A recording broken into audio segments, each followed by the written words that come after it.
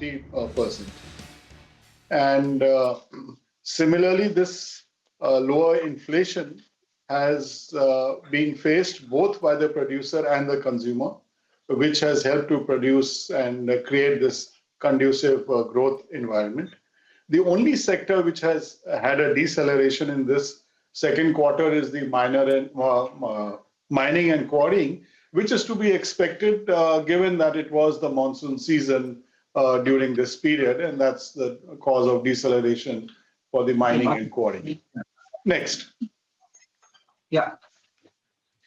So if you look at the services sector, which has really registered a whopping 9.2%, within that, the financial, real estate, and professional services has grown at 10.2%.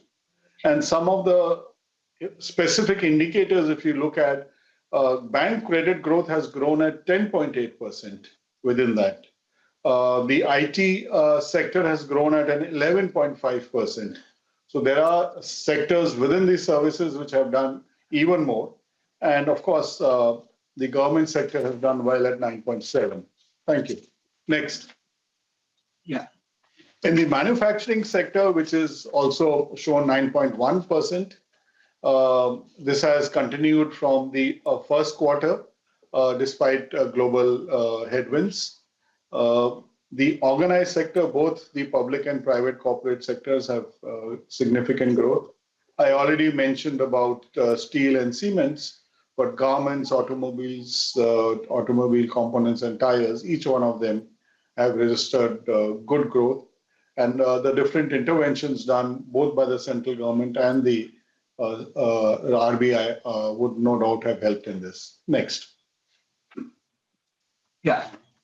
On the expenditure side, the private financial consumption expenditure, which has a share of more than 60%, has recorded a growth of 7.9%.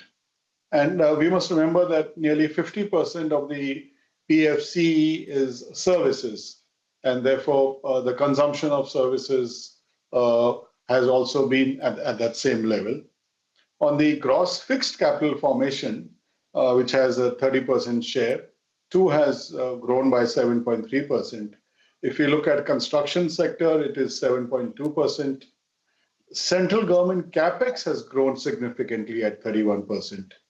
And while imports of goods and services in general has increased by 8.4%, there's been a double-digit growth in imports of machinery and equipment at 15.8%. And even other services and on consumption side, we look at whether transport and steel consumption, they've all been very, very positive. Next. So I'll just end out here on this, just to highlight the inflation numbers, because obviously there is the gap between the nominal and real GDP growth has significantly narrowed to 0.5%. And that's due to the kind of prices we have seen both for the producer and the consumer. And even if we look at it sectorally, there are significant areas where it's actually been negative. So I'll stop here, and Anantha, please go ahead. Thank you, Dr. Garg, and for setting the stage for my portion of this presentation. Good evening, ladies and gentlemen, friends from the media who have come to this conference. As Dr. Garg has clearly pointed out, we have had a growth rate of 8.2%, which was outside the range of many, even the most optimistic estimates. And that shows the cumulative effect of the policies that are being put in place since the government returned to office in June 2024, including the significant direct tax relief in February budget, and the employment-linked incentive schemes announced and implemented since the July 2024 budget, etc. So that kind of has laid the foundation for continued performance of the Indian economy. I also maintain in recent public appearances that sometimes it's difficult to put a cause and effect in an econometric sense between the supply side infrastructure investment that this government has made since 2014. But over time, naturally, we begin to see the impact because the supply side investments, whether it is in electricity generation, the length of kilometers of highways laid, the number of airports opened, the improvement in logistics, the reduction in turnaround time in Indian ports, etc. All of these things have removed the supply side constraint on the Indian economy. Bank balance sheets and corporate balance sheets are in good shape. And the digital public infrastructure has also opened the doors for loans to individuals, and the various credit guarantee schemes and schemes like Swami loans for affordable homes and Swanidhi loans, etc., have also channeled credit to hitherto individuals and small businesses that were not deprived of credit. So all of that at some stage begin to percolate down to the real economy and supports the economic activity. So we don't really take cognizance of these measures because establishing one-to-one correspondence between these measures and actual growth rate in a quantitative sense is difficult, but over time they all accumulate, they all add up to create a dynamism in the economy, and that is what we are seeing. And naturally, in a global comparison, we are doing quite well in terms of the annual real GDP growth rates. As Dr. Garg pointed out, the agricultural growth rate was 3.5%. Both manufacturing and services have done very well. And the manufacturing numbers accord very well with the second quarter bottom-up corporate data we have seen in terms of top line and bottom line recovery as well in manufacturing companies. And as the slide shows you, export share is the highest in the last 8 quarters, and the consumption share of GDP is at 62.5%. So India remains an important market for other countries as well, where India's growth actually supports the growth of other countries because our consumption share is high and we continue to import products as well. So in that sense, India's growth is a net positive contributor to global growth as well. And what about the coming quarters and how things look? And that is the next part of the presentation. Agricultural activity remains robust. Rabi, it is driven by higher sowing in major crops such as wheat and gram. So you can see that year-on-year growth rate is 19.9%.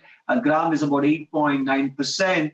And all the green color bars are either the same or higher than the bar for calendar year 2024. The final estimates for agricultural production in 24-25 indicate a record output of food grains led by rice, wheat, maize, and moong. Rice procurement for the current Kharif marketing year has exceeded last year's levels. The availability of inputs remains comfortable. The record high reservoir levels also naturally are augur well for Rabi sowing, which is what we have seen on the left side.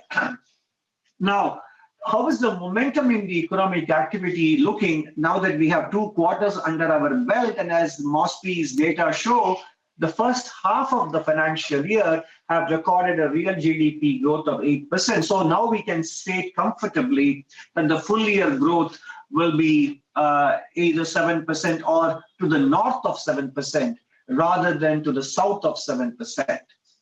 So there is basically we are saying growth rates will be at least 7% in real terms for the full financial year 25-26.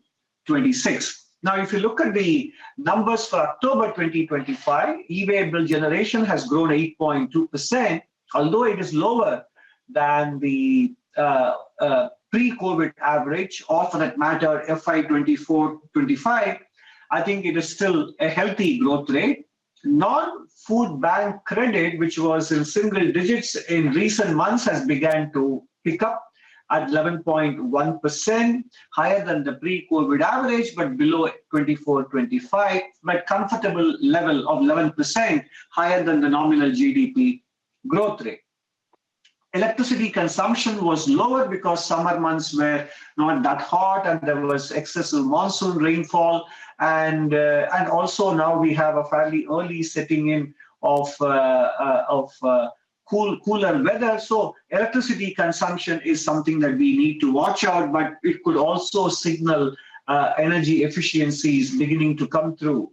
And petrol and diesel consumption is kind of growing at rates which are not too far lower than the long-term average and the near-term average, because it also includes the fact that prices have remained stable. So it is entirely driven by volume growth, which is not a bad thing. So overall, I think the picture looks one of steady growth into the third quarter. And if you look at other indicators such as PMI and fleet activity also signal ongoing momentum. PMI manufacturing is at 59.28. Core industries growth rate was flat in October, but in Q2 it was 4.5%. PMI services higher than last year, higher than the last 4 years average pre-COVID. Port traffic is growing at a very healthy rate. Domestic air cargo was down in October. Railway freight traffic in line with the pre-COVID average, roughly. Hotel occupancy rate not yet available.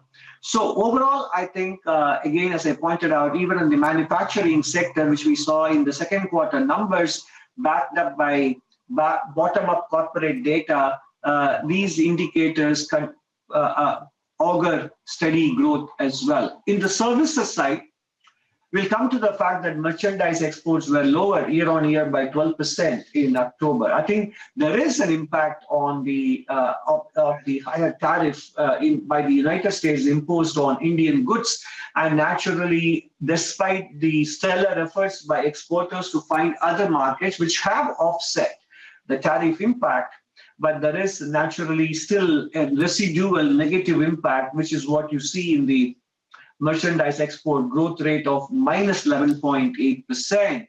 And the same thing can be mentioned in the case of non-oil, non-gems and jewelry exports, which are slightly better than the overall merchandise export contraction. Total import numbers signal a healthy growth rate, and Dr. Garg also pointed out import of machinery equipment was in double-digit growth. Net inflows in terms of services, again, very positive. Steel consumption, 2.6% in October, but first and second quarter growth numbers were very good. So naturally, there is some sort of consolidation or pullback there. Cement production continuing the good trend of the first two quarters. And the same is the case with the construction and infrastructure goods, which grew at a healthy rate on a quarterly basis. We don't have monthly numbers here. Rural demand remains very resilient based on available indicators. And as the GST rate cuts begin to filter through to the economy, we basically have to make sure that the full impact of GST rate reductions will come through in the data for the coming months as well. Three-wheeler vehicle sales, after 9.8% growth, is recording a 5.9% growth in October. Tractor sales doing very well after two very good quarters as well. So overall, I think rural demand remains resilient. When it comes to urban demand, it is gaining traction post-GST rationalization in terms of UPI transaction growth, passenger vehicle sales, domestic air passenger traffic. These are beginning to recover after contraction in the second quarter, partly in anticipation of the GST rate cut expected after the announcement was made on 15th of August. In terms of investment spending, as Dr. Garg pointed out, the union government's capex grew 30.7%, and the overall investment rate more than 30% in the economy. GFCF, the gross fixed capital formation, if you look at the expenditure-wise data, that is also showing a healthy number north of 30%. IIP capital goods, 5.3%. Similar, more or less in the same ballpark as last year's numbers. capital goods imports, healthy rate of 5%, and sales of listed private non-financial companies recovered and to an 8% growth rate in second quarter in the fiscal year compared to 5.5% in the first quarter, and also compared to 5.4% last year. In terms of inflation, October inflation was 0.3%. Food inflation was -5%. We haven't seen these numbers in a very, very long time. Core inflation rate is well below 5%, it's 4.3%. And the Naukri Jobs Peak Index in October showed a contraction after two very decent first and second quarters this year compared to the last year, second quarter, which was very anemic at 1.3%. So overall, I think the employment situation remains steady. Now, obviously, we are also not reckoning with the major economic reform measures and policy measures announced by the government. The repeal of the various quality control orders, which augur well for small and medium enterprises, the relief package for exporters in terms of working capital management announced a couple of weeks ago, including a 5-year plan to help promote geographical diversification of exports. A total package of 45,000 crores was announced for exporters. And then there was the most important announcement in terms of sentiment and psychology for both workers and employers and for job seekers, the government decision to notify the labor codes with rules being framed before the end of the calendar year. These are measures that are meant to create the right balance between workers, job seekers, and the employers, with lots of benefits for workers in terms of codifying the minimum wages, taking care of occupational safety and wellness, etc. It is simple, it is safe, strong worker protection across wages, social security, working conditions, and dispute resolution support. Affordability, because it balances the compliance costs, which are predominantly borne heavily by small and medium enterprises that actually in the past have discouraged formal hiring, and therefore tilting the balance more towards contract labor hiring. And now that is restored to a better balance and should encourage formal hiring and discourage informalization in terms of reducing compliance costs, because it is a micro, small, and medium enterprises that do the bulk of job creation in any developing economy. Now, there is a mandatory appointment letters have to be issued to all workers. Return proof will ensure transparency, job security, and fixed employment. Social security coverage, all workers, including gig and platform workers, will receive social security coverage, including provident fund insurance and other benefits. All workers to receive a statutory minimum wage payment, preventive health care, employers to provide all workers above the age of 40 years with a free annual health checkup. And it is mandatory for employers to provide timely wages, ensuring financial stability, reducing work stress, and boosting the overall morale of the workers.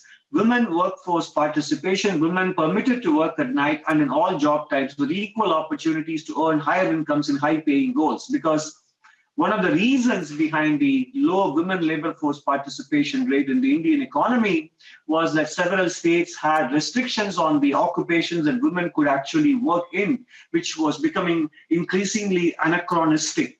And those will be now removed, and women will be able to work in all job types and all occupations.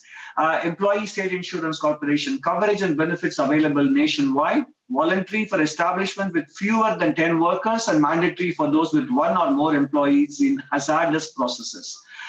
In terms of compliance burden, single registration, pan-India single license and single return, simplified processes and reduction in compliance burden.